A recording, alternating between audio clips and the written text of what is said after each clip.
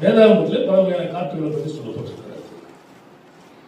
ஆதியாகமம் 41ஆம் அதிகாரம் 5-7, யாத்ராகமம் 10-13 கீழ்காற்று, யாத்ராகமம் 10-19 மேல் காற்று, யோபு 37:9 வடக்காற்று, மத்தேயு 14:24-34, அப்போஸ்தலர் நடவடிக்கைகள் 27ஆம் அதிகாரம் 1-44 வசனங்களை பார்த்தால் எதிர்காற்று, யோனா 1ஆம் அதிகாரம் 4ஆம் வசனம், மத்தேயு 8ஆம் அதிகாரம் 24வது வசனம், இதை வாசித்து பார்த்தால் பெரும் காற்று.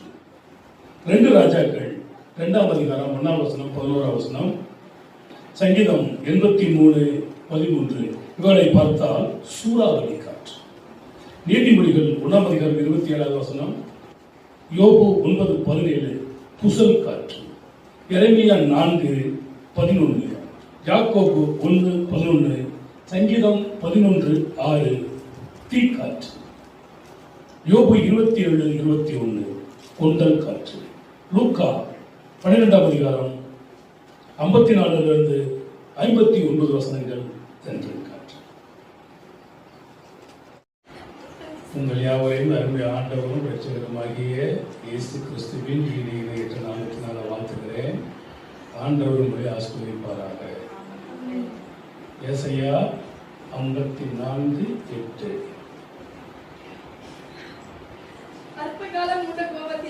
அற்ப காலம் மூண்ட கோபத்தினால் என் முகத்தை இமைப்பொழுது உனக்கு மறைத்தேன்.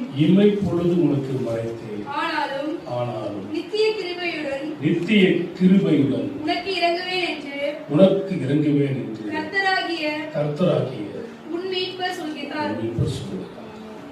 அல்லேலூயா. தகுதி இல்லாத ஒரு மனிதனுக்கு கிடைப்பதற்கு பேர்தான் கிருபை. அப்படியாப்பட்ட கிருபையை பெற்றவன் எப்ராஹிம். ஓசியாவின் புத்தகம் 8ஆம் அதிகாரம் 7வது வசனம், அவர்கள் காற்றை விதைத்து சூறை காற்றை அறுப்பார்கள், விளைச்சல் அவர்களுக்கு இல்லை, கதிர் மாவை கொடுக்க மாட்டாது, கொடுத்தாலும் அந்நியர் அதை விரும்புவார்கள். அவர்கள் காற்றை விதைத்து சூறை காற்றை அறுப்பார்கள். கதிர் மாவை என்ன பண்ணலாம்? கொடுக்காது. அப்படியே கொடுத்தாலும் அந்நியர் அதை புசிப்பார். வேதம் சொல்கிறது, உன் கைகளின் பிரயாசத்தை நீ சாப்பிடுவார், உனக்கு பாக்கியமும் நன்மையும் உண்டாகும்.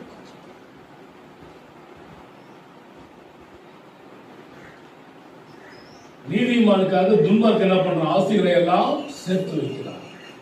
துன்மார்க்கனுடைய ஆஸ்தி நீதிமானுக்காக சேர்த்து வைக்கப்படுகிறது. நிறைய வசனங்கள் இருக்கு.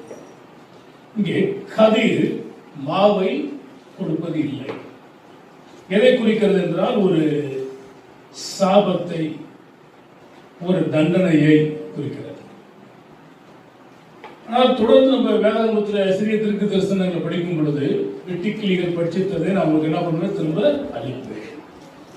முசுகொட்டை பூச்சிகள் பட்சியதை உங்களுக்கு நான் திரும்ப அழிப்பேன். இப்படி எல்லாம் சொல்ற இந்துக்கள் நான் உங்களை என்ன பண்ணுவேன்? ஆசீர்வதிப்பேன் ஆண்டு சொல்றாரு. அப்போ வாழ்க்கையில ஒரு செடியோ அல்லது கொடியோ மரமோ எதா இருந்தாலும் அது என்ன பண்ணணும்? பலனை கொடுக்க வேண்டும். இவர்கள் காற்றை விதைத்து சூறை காற்றை என்ன பண்ணுகிறார்களாம்?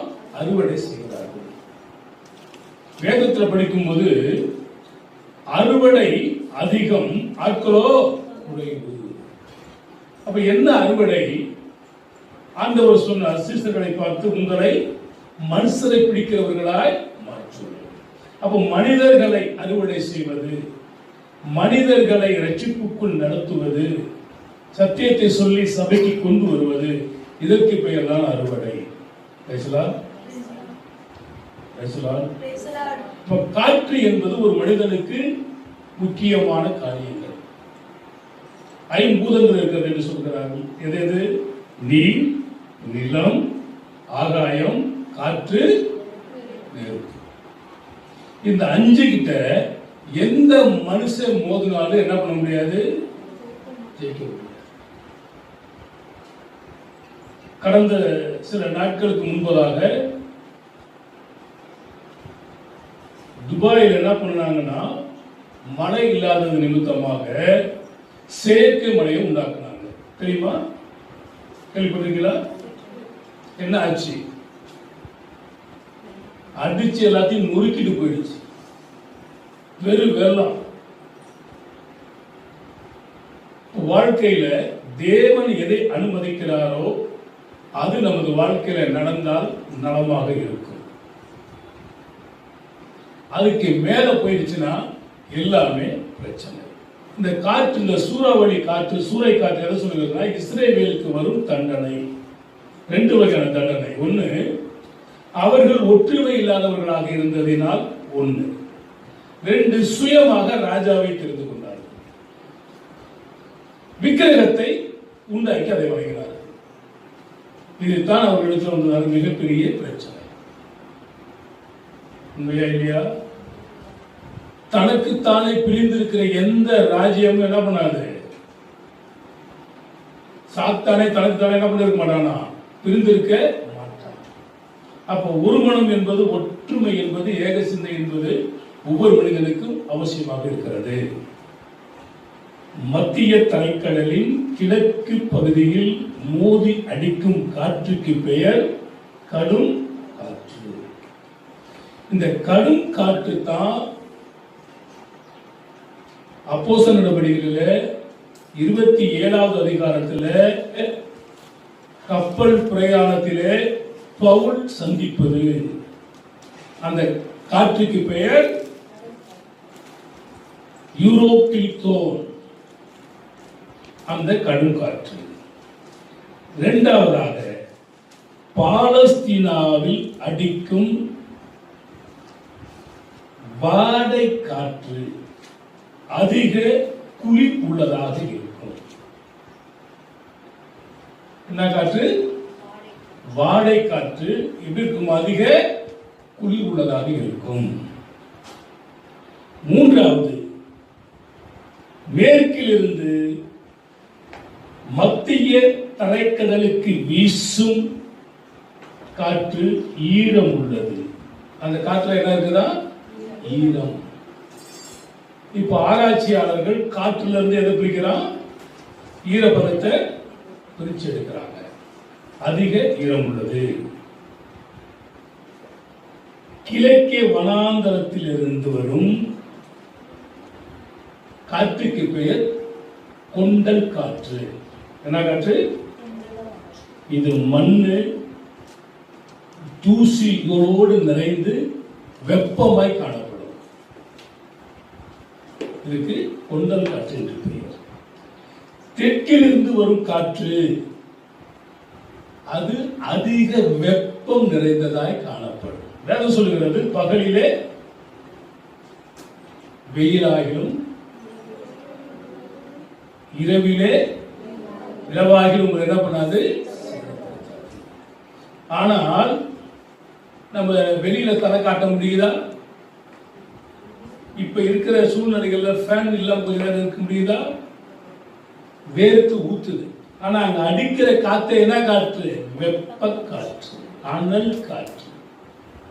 அவர்கள் காற்றை விதைத்து சூறை காற்றை என்ன பண்ணுகிறார்களாம்? அறுவடை. இந்த சூறை காற்று இஸ்ரவேல் ஜனங்களுக்கு வருகிறதான தண்டனை. அவர்கள் எதை விதத்தால் அவர்களால் அறுவடை பண்ண முடியவில்லை. ஆனால் கர்த்தரை நம்புகிற மனுஷன் வேலை சொல்கிறது, அவன் விதைக்காததை அறுப்பான். அவசரம், விதைக்காததையும் அறுப்பான். ஆனா இவன் கர்த்தரை நம்பாம விதைச்சா கூட என்ன பண்ண முடியலையா? அறுக்க முடியல. நான் வாசித்ததான வேத பகுதிகளில் கூட 103வது சங்கீதம் 15 19 வசனத்தில் வாசித்து பாருங்களேன். மனுஷனுடைய நாட்கள் புல்லுக்கு ஒப்பாக இருக்கிறது. போல் பூக்கிறான். வெளியின் புஷ்பத்தை போல் பூக்கிறான். காற்று அதன் மேல் வீசின உடனே அது இல்லாமல் போயிற்று. அது இருந்த இடமும் இனி அதை அறியாது. கர்த்தருடைய கிருபையோ அவர்களுக்கு பயந்தவர்கள் மேலும் அவருடைய நீதி அவர்கள் பிள்ளைகளுடைய பிள்ளைகள் மேலும் பிள்ளைகளின் மேலும் அனாதையாய் என்றென்றைக்கும் உள்ளது. மனுஷனுடைய வாழ்க்கை எப்படி இருக்குது? எப்படி இருக்குது? புல்லு, பூ, நிழல், தையல்காரன் எரியும் நாடா, அஞ்சல்காரனின் ஓட்டம், இதற்கெல்லாம் மனுஷனுடைய வாழ்க்கை ஒப்பாகிறது. தேவன் அண்ட சராசரங்களையும் படைத்தார். எல்லாத்தையும் படைத்த பிறகு இவைகளெல்லாம் ஆண்டு அனுபவிப்பதற்காக தேவன் மனிதனை படைத்தார். மனிதனை எதனால் படைத்தார்? மண்ணினால் உருவாக்கி அவனுக்கு என்ன பண்ணினாரா? காற்றை ஊதினார். என்ன காற்று? சுவாச காற்று. சொல்றாங்க சுவாச கோளாறுங்க அவருக்கு. சொல்றாங்களே இல்லையா? ஆக்சிஜன் குறைவா இருக்குதுங்க, சுவாச கோளாறுங்க. அவர் சுவாச காற்றை ஊதினார். ஊதின உடனே என்னவா மாறினான்? ஜீவ ஆத்மாவான. இவன் ஜீவ ஆத்மாவா ஆனபடியினால் தேவனுக்கு பிரியமானாய் வாழ்ந்தான். எல்லாம் ஜோடி ஜோடியாக இருக்கிறது, இவன் மாத்திரம் தனிமையாக இருக்கிறான். அதனால இவனுக்கு அயர்ந்த நித்திரையை வர வைத்து ரத்தம் இல்லாமல் கத்தி இல்லாமல் ஒரு விழா இரும்பை எடுத்து அந்த விழா இரும்புல இருந்து ஒரு மனுஷியை உண்டாக்கினார். இந்த உலகத்தில் இருந்த எல்லாத்துக்குமே ஆண்டவர் பேர் வைக்கவில்லை. பேர் வைத்தவன் யாரு? ஆதாம். நம்ம காலையில் இருந்துச்சா பாதாம் சாப்பிடுறோம். முதல் மனுஷன் யாரு? ஆதாம். இப்படி வாழ்ந்து வந்த சமயத்தில்தான் சர்வரூபத்தில் பிசாசனவன் அவர்களை வஞ்சித்து அங்கே மறைக்கப்பட்டதான வேத ரகசியங்கள் அநேகம் இருக்கிறது. இப்படி தன் ஜீவனை என்ன அப்படின்னா இழந்து போனான். இப்படியே வருகிறதான வேலைகளில் தான் பல தேவனுடைய தாசர்கள் அப்படியே வராங்க. அப்படி வரும் பொழுது ஆபிரகாம் மொழியிலிருந்து அப்படியே வரும் பொழுது இந்த யாக்கோபுடைய வம்சத்துல வந்த எப்ராஹிம் அந்த சந்ததிகள் என்ன விதைக்கிறாங்களா? காற்றை விதைத்து சூறை காற்றை அறுவடை செய்கிறார்கள். நாம் கூட பார்க்கலாம், விவசாயிகள் சில சமயங்களில் போராட்டங்கள் நடத்துவார்கள். வெயில் அதிகமாக அடிச்சு போச்சுன்னா வறட்சி வரணும் வாங்குவாங்க. மழை அதிகமாக போயிடுச்சுன்னா வெள்ள நிவாரணம் வாங்குவாங்க. வாங்குறாங்களா? அப்ப அவங்களுக்கு பிரச்சனை கிடையாது. மழை வந்தாலும் பிரச்சனை இல்லை, வெயில் அடிச்சாலும் பிரச்சனை இல்லை. வெயில் வந்தா வறட்சி நிவாரணம், மழை வந்தா வெள்ள நிவாரணம். இப்ப நம்ம நிலைமை எந்த நிவாரணமும் கிடையாது. கர்த்தரே தஞ்சம், அவரே அடைக்கலாம், அவரே என் கோட்டை, அவரே என் துருகம், அவரே என் நம்பிக்கைன்னு நம்ம வாழ்க்கை ஓடிக்கொண்டிருக்கிறது. அப்ப காற்று என்பது முக்கியத்துவம் வாய்ந்தது. இதை குறித்து வேதத்தில் நம்ம படிக்கிறோம். என்னன்னு படிக்கிறோம்? நான் சொல்லுகிறதான என் வார்த்தைகளை கேட்டு ஒருவன் தன் வீட்டை கற்பறையின் மேல் கட்டுவான் என்று சொன்னால் அவனை புத்தி உள்ள மனிதனுக்கு ஒப்பிடுவது. என் வார்த்தைகளை கேளாமல் மணல் மேல் தன் அஸ்திபாரத்தை போட்டால் அவனை புத்தி இல்லாத மனிதனுக்கு ஒப்பிடுவது. அப்போ புத்தி உள்ளதான மனிதன் ஒரு வீட்டை கட்டுவான் என்று சொன்னால் அதை கற்பறையாகிய கண்மலையாகிய கிறிஸ்துவின் மேல். அப்படி கட்டும் பொழுது அதன் மேல் அதை காற்று மோதினாலும் சரி, அலைகள் மோதினாலும் சரி, எதுவும் நம்மை சேதப்படுத்தாது. இப்படியாப்பட்ட ஒரு காற்று தான் சில நேரங்களில் நம்ம வாழ்க்கையில மோதிக்கொண்டிருக்கிறது. அந்த பகுதியில் ஆண்டவராகிய இயேசு கிறிஸ்து சொல்லும் பொழுது பெருமழை பெய்யுது. என்ன பெய்யுது? பெருமழை பெய்ஞ்சிச்சுன்னா என்ன ஆகும்னா, வீடுகள் எல்லாமே மண் வீடுகள் எல்லாம் ஊர் என்ன பண்ணிடும்? இடிஞ்சு போயிடும்.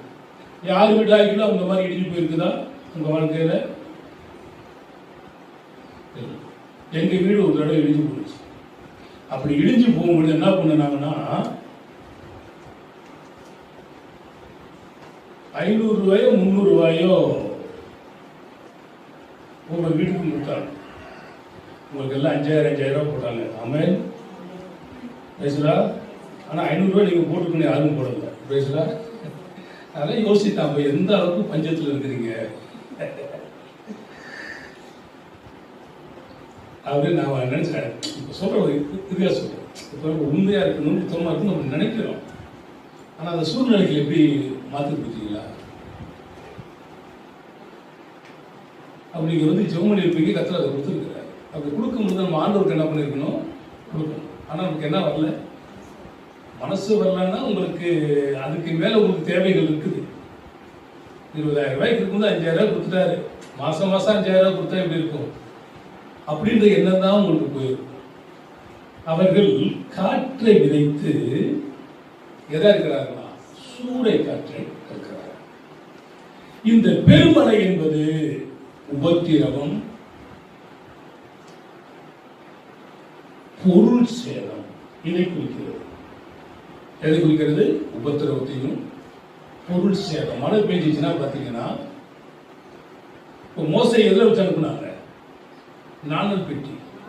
கர்ணனை எப்படி வச்சு அனுப்புனாங்க? ரெண்டு சம்பவமும் என்ன சொல்லுது?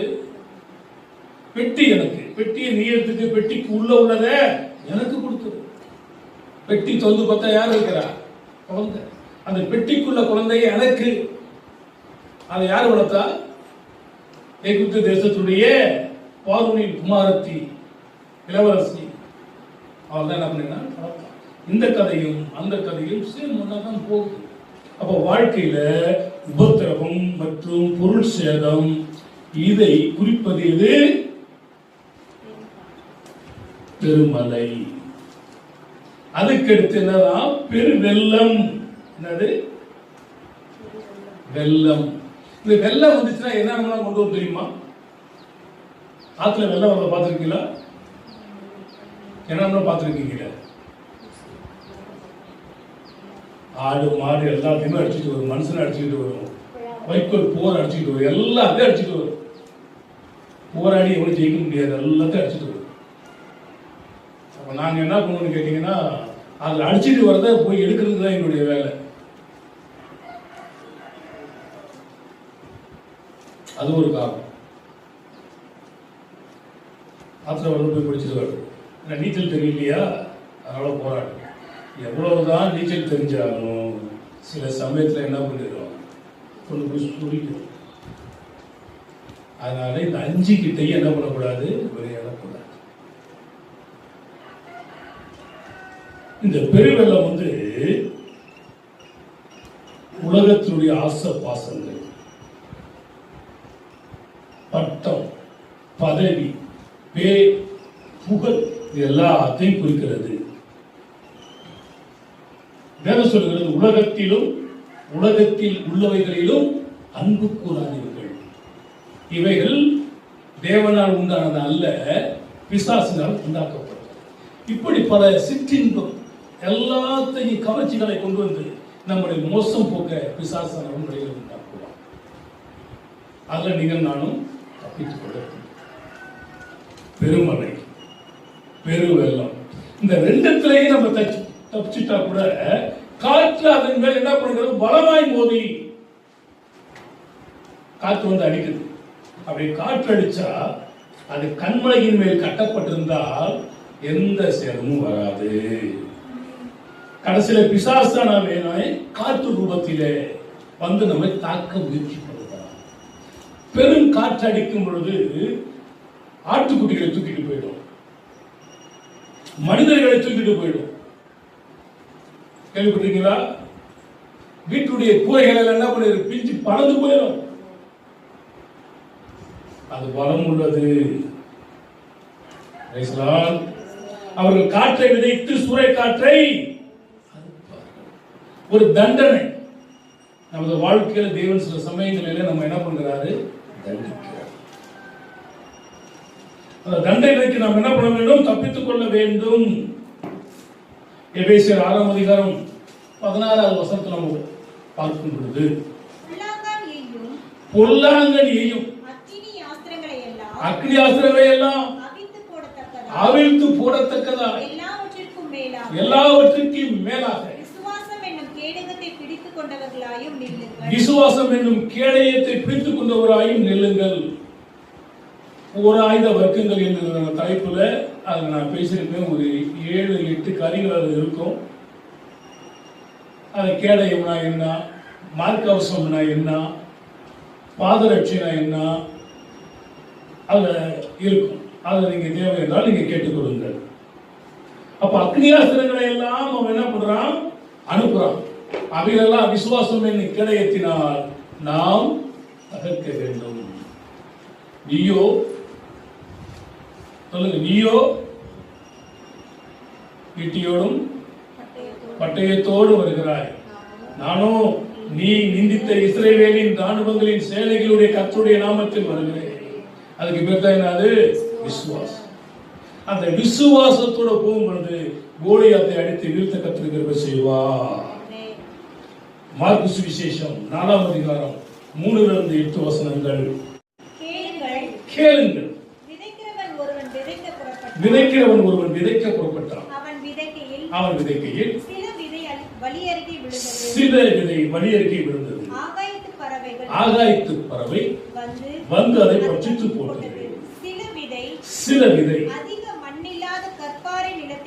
அதிக மண் இல்லாத கற்பாறையில் விழுந்தது. ஆழமான மண் இல்லாததினால் சீக்கிரத்தில் முளைத்தது. வெயில் ஏறின போதோ தீந்து போய் வேர் இல்லாமையால் உலர்ந்து போயிற்று. சில விதை முள்ளுள்ள இடங்களில் விழுந்தது. முள் வளர்ந்து பலன் கொடாதபடி அதை நெருக்கி போட்டது. சில விதை நல்ல நிலத்தில் விழுந்தது. ஓங்கி வளர்கிறது. பயிராகி 1 30 1 60 1 100 பலன் கொடுத்தது. அவர்கள் காற்றை விதைக்கிறார்கள், சூறை காற்றை அறுக்கிறார்கள். இங்கே 4 வகையான காரியங்கள் சொல்லப்பட்டிருக்கிறது. வழி அருகே விழுந்த விதை, கற்பாறையில் விழுந்த விதை, முள்ளுள்ள இடங்களில் விழுந்த விதை, நல்ல நிலத்தில் விழுந்த விதை. நல்ல நிலத்தில் விழுந்ததான விதைக்கு ஒப்பனையாக ஒருவன் விதைத்தான் 100 மடங்கு அறுவடை பெற்றான். யாரு?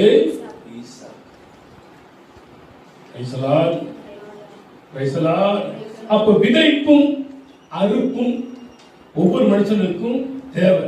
ஆனா புசிப்பும் குடிப்பும் தேவனுடைய ராஜ்யம். நம்ம விதைக்கணும் தான், நல்ல அறுவடையை பார்க்கணும் தான். கர்த்தர் நமக்கு உதவி செய்வார். நீதிமொழிகள் 11:29. தன் வீட்டை கலைக்கிறவன் காற்றை சுதந்தரிப்பான். மூடன் ஞானம் உள்ளவனுக்கு அடிமையாவான். வீட்டை கலைச்சிட்டா என்னதான் வரும்? காத்து தான் வரும். புஷு புஷு புஷு. அந்த சவுண்ட் எங்க இருந்து வரும்? பாம்பு கிட்ட இருந்து வரும். கல்லை கட்ட குடிச்சது. அது போலதான் இவருடைய வாழ்க்கை. தனக்கு இஷ்டமான ராஜாவை கேட்கிறது, மனம் போன போக்குல போறது, தனக்கு தானே பிரிந்திருக்கிறது, விக்கிரங்களை சேமிப்பது, இதெல்லாம் தேவனுக்கு அருவருப்பான.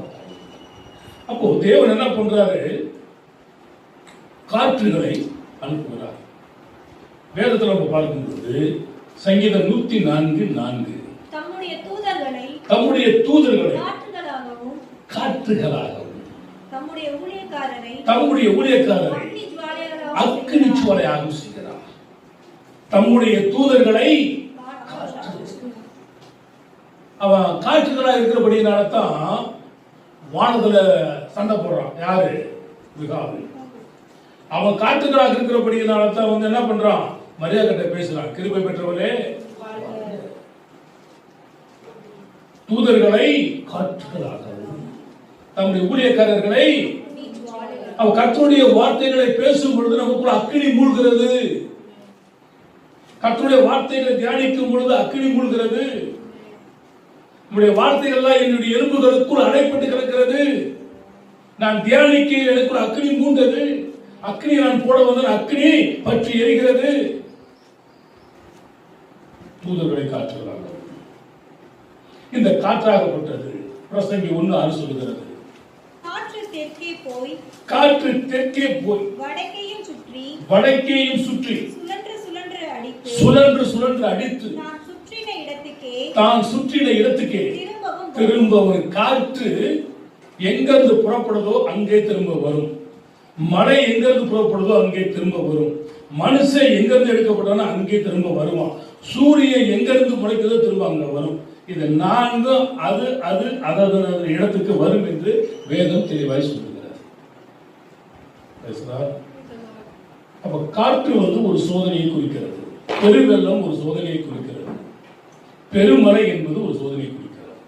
இப்படியாகப்பட்ட சூழ்நிலைகளிலே நீங்கள் நானும் நிலைத்து இருப்போமா இருக்க மாட்டோமா என்பதை நீங்கள் முடிவு செய்து கொள்ள வேண்டும். கீழ்காற்று என்று வேதத்தில் சொல்லப்பட்டிருக்கிறது. ஆதியாகமம் 41ஆம் அதிகாரம் 5 முதல் 7 வசனங்களை நாம் வாசிக்கும் பொழுது கீழ்காற்று. மறுபடியும் அவன் நித்திரை செய்து இரண்டாம் திசை ஒரு சொப்பனம் கண்டான். நல்ல செழுமையான 7 கதிர்கள் ஒரே தாளிலிருந்து ஓங்கி வளர்ந்தது. பின்பு சாவியானதும் கீழ்காற்றினால் தீந்ததுமான 7 கதிர்கள் முளைத்தது. சாவியான கதிர்கள் செழுமையும் இளமேனியுமான அந்த 7 கதிர்களையும் விழுங்கி போட்டது. என்ன காற்று? கீழ்காற்று. யாத்திராகமம் 10ஆம் அதிகாரம் 13வது வசனம். அப்படியே மோசே தன் கோலை எகிப்து தேசத்தின் மேல் நீட்டினான். அப்பொழுது கர்த்தர் அன்று பகல் முழுவதும் அன்று இரவு முழுவதும் கீழ்காற்றை தேசத்தின் மேல் வீச பண்ணினார். விடியற் காலத்திலே கீழ்காற்று வெட்டுக்கிளிகளை கொண்டு வந்தது. சாபத்துக்கு அடையாளமாக வெட்டுக்கிளிகளை கொண்டு வந்து எகிப்து தேசம் முழுவதும், அடுப்பா இருந்தாலும் சரி, திண்ணையா இருந்தாலும் சரி, பெட்ரூமா இருந்தாலும் சரி, சாப்பிடுகிற பாத்திரமா இருந்தாலும் சரி, எல்லாத்திலையும் வெட்டுக்கிளிகள் நிறைந்திருந்தது.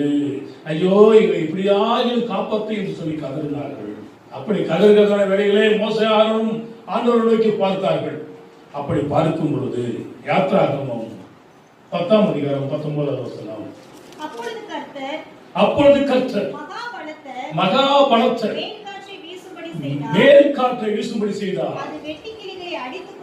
அது வெட்டுக்கிளிகளை அடித்துக் கொண்டு போய் செங்கடலில் போட்டுவிட்டது. கீழ்காற்றை விட்டா என்ன வருது?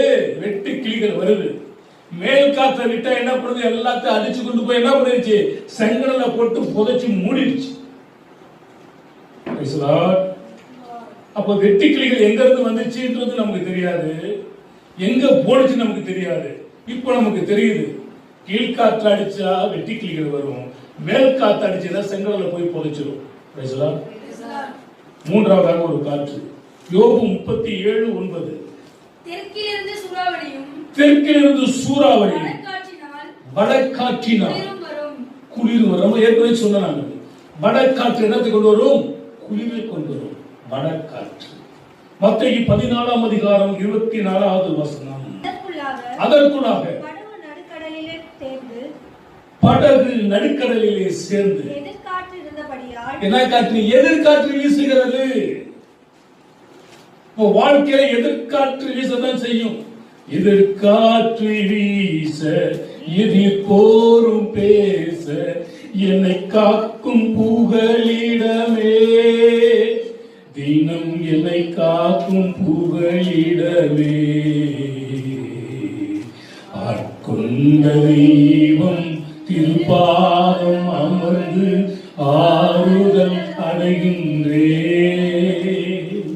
அமைதி பெறுகின்றே. இந்த எதிர்காற்று தான் அப்போஸ்தலர் நடவடிக்கைகள் 27ஆம் அதிகாரம் 14வது வசனத்தை நீங்கள் வாசித்து பாருங்கள். கொஞ்ச நேரத்துக்குள்ளே யூரோக்ளித்தோன் என்னும் கடும் காற்று அதில் மோதிற்று.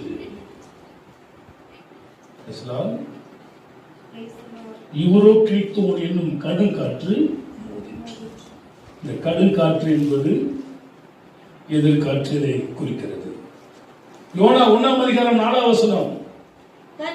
கர்த்தர் சமுத்திரத்தின் மேல் பெருங்காற்றை வரவிட்டார்.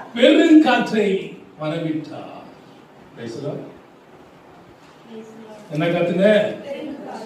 ஊரெல்லாம் குப்பை குப்பையா பறந்துட்டு பாருங்க. சில சமயத்துல பெருங்காற்றை வரவிட்டார். ஏன் வரவிட்டாரு? நினைவுக்கு போக ஓடி போறாங்க. ஆண்டவர் சொன்னார், நீ நினைவுக்கு போ, அவருடைய பாவங்கள் என் சமூகத்தில் என்ன பண்ணுது, எட்டுது, போய் சொல்லு. இவன் என்ன பண்றான்? தர்சிச்சுக்கு ஓடி போறான், கப்பல் ஏறி ஓடி போறான். ஆனா அங்கே கர்த்தர் பெருங்காற்றை விட்டது நிமித்தமாய், கடல் கொந்தளிக்கிறது நிமித்தமாய், அலைகள் மோதுவது நிமித்தமாய் யோனாவை தூக்கி கடலை போட வேண்டியதாகி போச்சு. அங்கே ஒரு மீனை வைத்து அவனை விழுங்கி 3 நாள் இருந்து பாடத்தை புகட்டி வெளியில கொண்டு போட்டா இப்ப நடந்து போய் சொல்றான், மனம் திரும்பு, மனம் திரும்பு, மனம் திரும்பு. பேசலாம் எல்லாம் மனம் திரும்பினா ஆடு மாடு ஆண்டில இருந்து அரச வரையிலும் மனம் திரும்பினான். பேசலாம் பெருங்காற்று. மத்தேயு 8:24. அப்பொழுது படகு அலையினால் மூடப்படத்தக்கதா கடலில் பெருங்காற்று உண்டாயிற்று. அவரோ நித்திரையா இருந்தார். எங்க நடக்குது? ஏசனாக போற படகுலையும் பிரச்சனை. பெருங்காற்று வீசுகிறது. ஆனால் காற்றையும் கடலையும் அதட்டுகிற ஆண்டவர் நம்மோடு இருக்கிறார். காற்று வீசட்டும், கடல் பொங்கட்டும், எனது நங்கூரம் இயேசு இருக்கிறார். எனது நங்கூரம் இயேசு இருக்கிறார். பயப்பட மாட்டேன், நான் பயப்பட மாட்டேன், பயப்பட மாட்டேன், நான் பயப்பட மாட்டேன். இயேசு என்னோடு இருப்பதனா, இயேசு என்னோடு. பயப்படக்கூடாது. அவர் நித்திரையா இருந்தார். ஐயரே, நாங்கள் மடிந்து போகிறோம், அற்ப விசுவாசிகளே, எவ்வளவு நாள் உன்னோட நான் கூட இருப்பேன் என்று சொல்லி எழுந்துச்சு காற்றையும் கடலையும் அதட்டினார். ஐயோ, இவர் எப்படிப்பட்டவரோ, காற்றும் கடலும் இவருக்கு கீழ்ப்படுகிறது. பேசுகிறார். கீழ்ப்படியாத ஒரே ஒருத்த மனுஷன் தான். பேசுகிறார். என்னை கையில் சூரிய நான் மேற்கதான் நான் உதிப்பேன். உற்றாண்டவர் கேட்டிருக்கா? அல்ல இருந்துச்சு, அது கிழக்கதான் உதிக்கும். பூமி சுத்திட்டு தான் இருக்கு. இல்ல நான் ஒரு நாள் ரெஸ்ட் எடுத்துக்கிறேன் கேட்டிருக்குதா? ஒரு நாளைக்கு சூரியனை ராத்திரில வர சொல்லு, நான் பகல வர நிலவு எரிகாய் கேட்டிருக்குதா? ஆனா எல்லாத்துக்கும் ஏட்டி போட்டி பண்றவர்கள் யாருதான்? அதுதான் மனுஷனை உண்டாக்குறதுக்கு என்ன பண்ணாரா? அன்னைக்கு கொளுத்தி இருக்கணும். பேசுதா?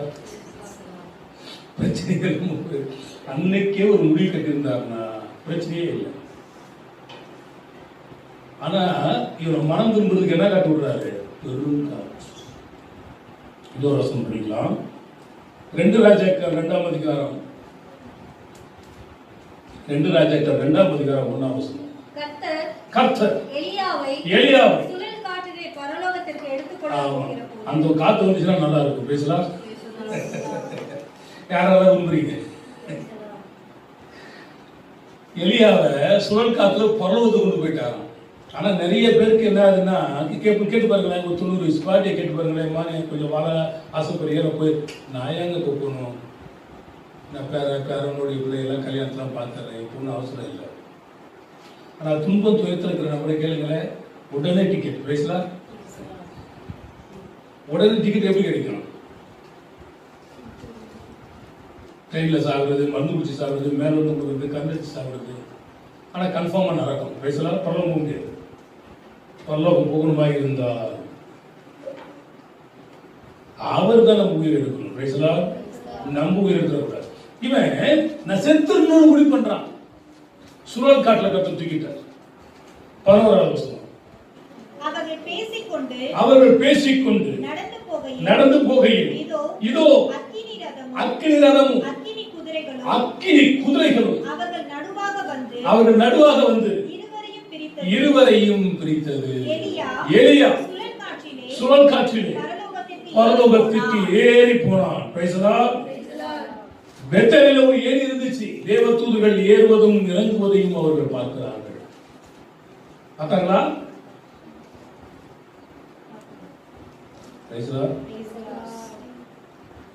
காற்று என்பது சாதாரணமானது அல்ல. ஒரு மனிதனை பரலோகத்துக்கு தூக்கிட்டு போயிடுது, பரலோகத்துக்கு கொண்டு போயிடுது. அந்த 6 சட்டைகள் அல்ல, 2 சட்டைகளினால் முகத்தை மூடி, 2 சட்டைகளினால் கால்களை மூடி, 2 சட்டைகளினால் அடித்துக் கொண்டு சேனைகளின் கர்த்தர் பரிசுத்தர் பரிசுத்தர் பரிசுத்தர் என்று சொல்லி அவரோட கூட போயிடுவோம். ஆமென். பேங்க் புக்கிக்கே உழுது பாருங்க. வாழ்க்கையில காற்று என்பது அவசியம். சுழல் காற்றினால் எலியா பரலோகத்துக்கு எடுத்துக்கொள்ள. சங்கீதம் 83:13. என் தேவனை அவர்களை சுழல் காற்றின் புழுதிக்கும் காற்று முகத்தில் பறக்கும் துரும்புக்கும் சமமாக்கும். யார்? நம்முடைய எதிரிகளை எல்லாம் பறந்து போயிட்டு சொல்றோம்ல, மண் அள்ளி விடுறோம்ல, எப்படி போட்டோம்? போட்டோம் அள்ளி விடுறோமே. ஏன்? காத்தோட காத்தா போகும், அப்படியே போயிட்டோம். ஆனா நமக்கு இந்த சூறாவளி காத்து சொர்க்கத்துக்கு கொண்டு போயிடணும். 7வதாக நீதிமொழிகள் 1:27. நீங்கள் பயப்படும் காரியம். நீதிமொழிகள் 1:27. நீங்கள் பயப்படும் காரியம் புசல் போல் வரும்போது ஆபத்து சூறாவளி போல் நேரிடும் போதும் நெருக்கமும் இடுக்கணும் உங்கள் மேல் வரும்போது ஆகடியம் பண்ணுவேன். புசல் காற்று. யோபு 9:17. அவர் புசலினால் என்னை முடிக்கிறார்.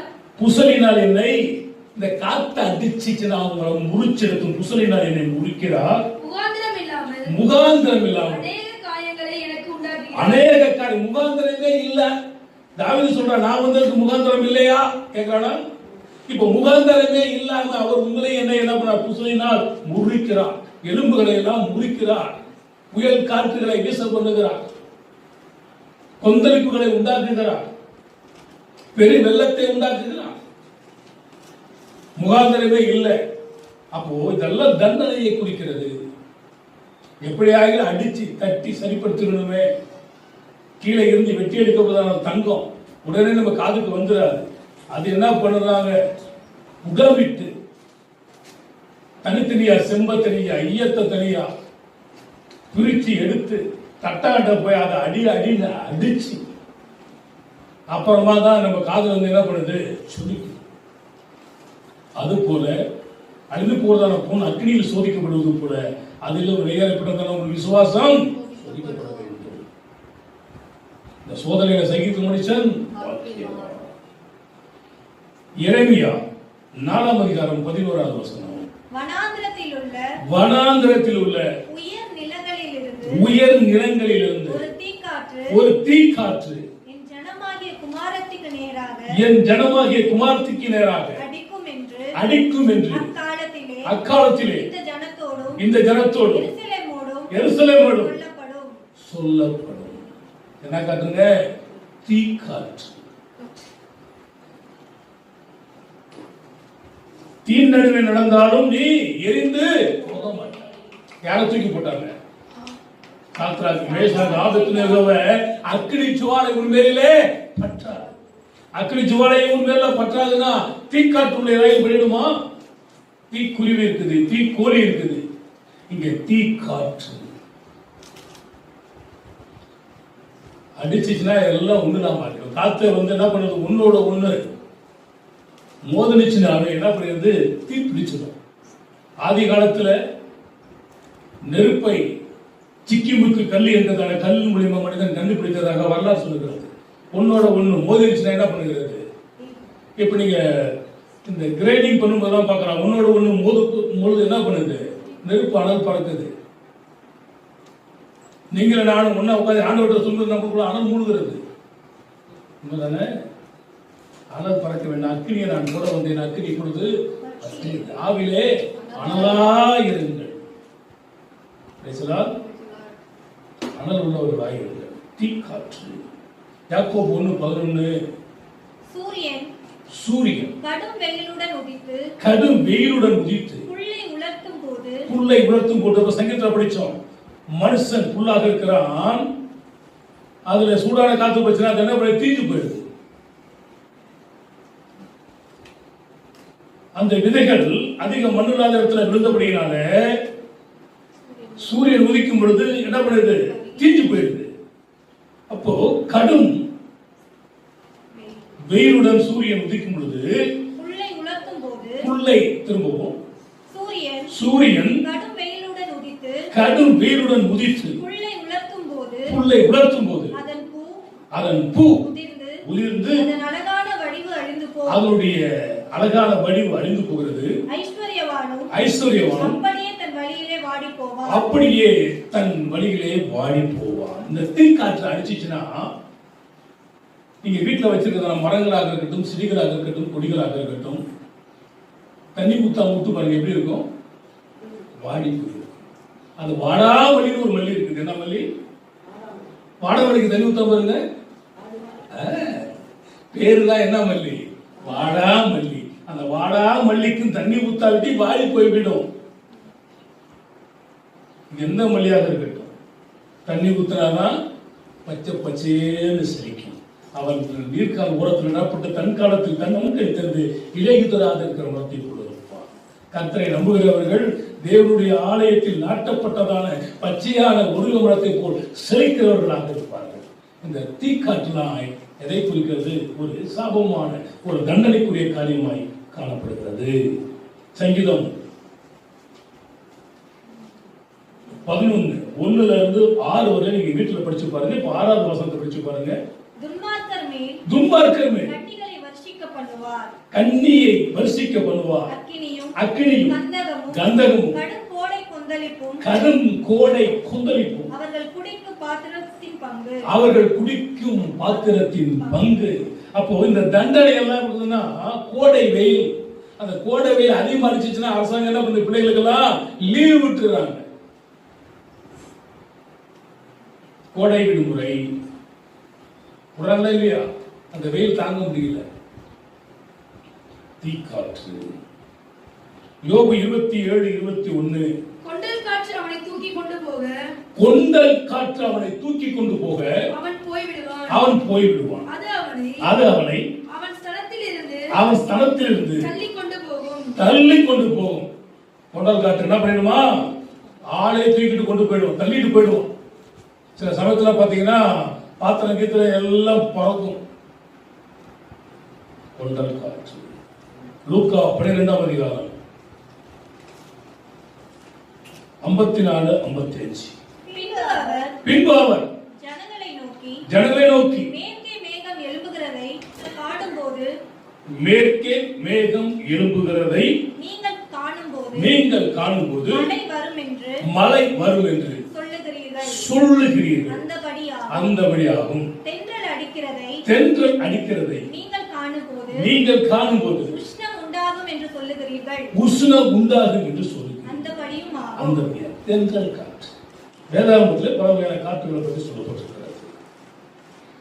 ஆதியாகமம் 41ஆம் அதிகாரம் 5-7. யாத்ராகமம் 10-13 கீழ் காற்று. யாத்ராகமம் 10-19 மேல் காற்று. யோபு 37:9 வடக்காற்று. மத்தேயு 14:24-34. அப்போஸ்தலர் நடவடிக்கைகள் 27ஆம் அதிகாரம் 1-44 வசனங்களை பார்த்தால் எதிர்காற்று. யோனா 1ஆம் அதிகாரம் 4ஆம் வசனம், மத்தேயு 8ஆம் அதிகாரம் 24வது வசனம். இதை வாசித்து பார்த்தால் பெரும் காற்று. 2 ராஜாக்கள் 2ஆம் அதிகாரம் 1ஆம் வசனம் 11ஆம் வசனம், சங்கீதம் 83:13 இவர்களை பார்த்தால் சூறாவளி காற்று. நீதிமொழிகள் 1ஆம் அதிகாரம் 27வது வசனம், யோபு 9:17 புசல் காற்று, எரேமியா 4:11, யாக்கோபு 1:11, சங்கீதம் 11:6 தீக்காற்று, யோபு 27:21 கொண்டல் காற்று, லூக்கா 12ஆம் அதிகாரம் 54 59 வசனங்கள் தென்றல் காற்று. தம்முடைய தூதர்களை காற்றுகளாகவும் ஊழியக்காரர்களை அக்னி சுவரை மாற்றுகிறார். காற்றாகப்பட்டது இஷ்டமானபடி எல்லாம் சுற்றிட்டு எங்க புறப்பட்டுச்சு அங்கேயே.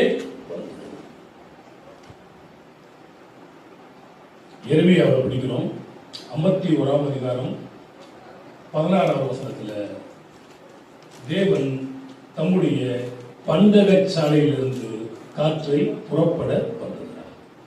எனவே அவர் போனா போகும், நில்லுனா நிற்கும், வானா வரும், வராதுனா வராது. பேசலாம். அவர்கள் காற்றை விதைத்து சூறை காற்றை அறுக்கிறார்கள்.